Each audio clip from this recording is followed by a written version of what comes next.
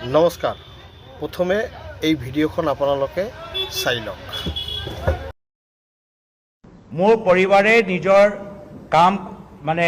নিজৰ কামৰ ক্ষেত্ৰত এটা গোপন আইবি ৰিপৰ্ট ইমেইল যোগেদি অফিচৰ ইমেইল যোগেদি পঠাইছে। তেওঁ নিজৰ কামৰ কাৰণে সেই ইণ্টাৰনেশ্যনেল সেই প্ৰগ্ৰামৰ ভিতৰত বিভিন্ন ৰিকুৱাৰমেণ্ট থাকে, জানিবলৈ বিচাৰে। তোমালোকে প্ৰেছ ৰিলিজবোৰ চাই দেশৰ কি চৰকাৰৰ পৰা কি তেওঁলোকৰ ৰায়, চৰকাৰে বিভিন্ন বিষয়ৰ ওপৰত কি ৰায় প্ৰকাশ কৰিছে, মোৰ পৰিবাৰে তাত দিছে। বাতৰিবোৰ আছে য'ত চৰকাৰে নিজৰ ৰায় স্পষ্টীকৰণ দিয়ে, নিজৰ স্থিতি স্পষ্টীকৰণ দিয়ে। কেতিয়াবা চৰকাৰে অফিচিয়েলি অনঅফিচিয়েলি কোড দিয়ে, সেইখিনি ভিত্তিতে এইখিনি তেওঁলোকে বিভিন্ন কামৰ ৰিকুৱাৰমেণ্টৰ বাবে নিজৰ এনালিচিছবোৰ দিয়ে। এখন ভিডিঅ' চালে ইয়াৰ পিছত এটা মই ভিডিঅ' আপোনালোকক দেখুৱাম, ভিডিঅ'টো চাব। তাৰপিছত মোৰ যিখিনি কথা আছে মই আপোনালোকক ব্যক্ত কৰিম।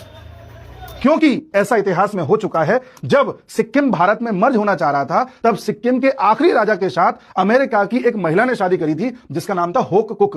इस महिला ने बहुत कोशिश करी कि सिक्किम भारत में न मिले, बहुत विरोध किया, भारत का विरोध किया, लेकिन अजीत डोभाल साहब की मदद से सिक्किम भारत में विलय कर लेता है और जैसे ही सिक्किम पूरी तरह से मर्ज हो जाता है इंडिया में, ये तुरंत राजा को छोड़कर के वापस अमेरिका चली जाती है।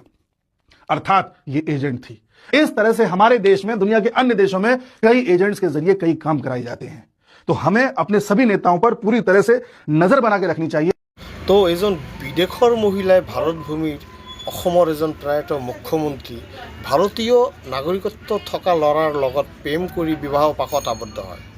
বিবাহৰ ইমান বছৰে সেই বিদেশী মহিলাজনীয়ে নিজে আৰু তাৰ সন্তানক ভাৰতীয় নাগৰিকত্ব পোৱাৰ আবেদন নকৰিলে। কিন্তু সেই বিদেশী মহিলাই ভাৰতবৰ্ষত থাকি ভাৰতবৰ্ষৰ বহু আভ্যন্তৰীণ বিভিন্ন তথ্য সংগ্ৰহ কৰি ভাৰতৰ চিৰবৈৰী ৰাষ্ট্ৰ পাকিস্তানৰ এজন ব্যক্তিক গোপনে প্ৰেৰণ কৰি থাকিলে। সেই কথা আকৌ সেই বিদেশী মহিলাৰ ভাৰতীয় স্বামীয়ে সগৌৰৱেৰে সাংবাদিকৰ আগত স্বীকাৰো কৰি আছে। এনেকৈ কথাবোৰ কৈ আছে যেন ইয়া অতি সামান্য বিষয়। মইতো ভাবোঁ এই মহিলাজনীৰ ভাৰতীয় স্বামীজনে নিজেই গমেই পোৱা নাই তেখেতক কেনেকৈ ব্যৱহাৰ কৰি ভাৰত বিৰোধী পাকিস্তানে আৰু ভাৰত বিৰোধী পাকিস্তানী এজেণ্টবোৰে খেল খেলি দিলে। ৰাইজ, বিশ্বাস নহ'লে ছিকিমৰ ঘটনাক লৈ এই ভিডিঅ'ত হিন্দী ভাষাৰে কোৱা বিশ্লেষণমূলক কথাখিনি আকৌ এবাৰ শুনিব।